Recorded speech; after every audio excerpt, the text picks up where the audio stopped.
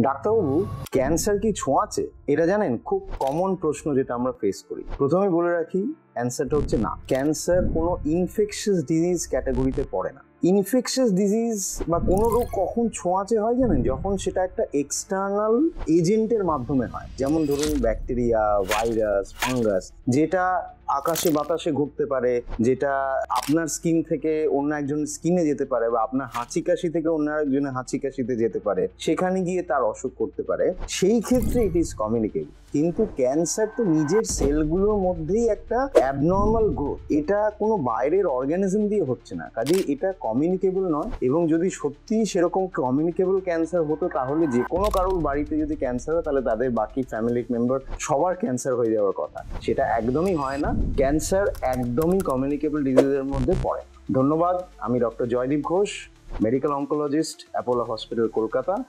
নমস্কার।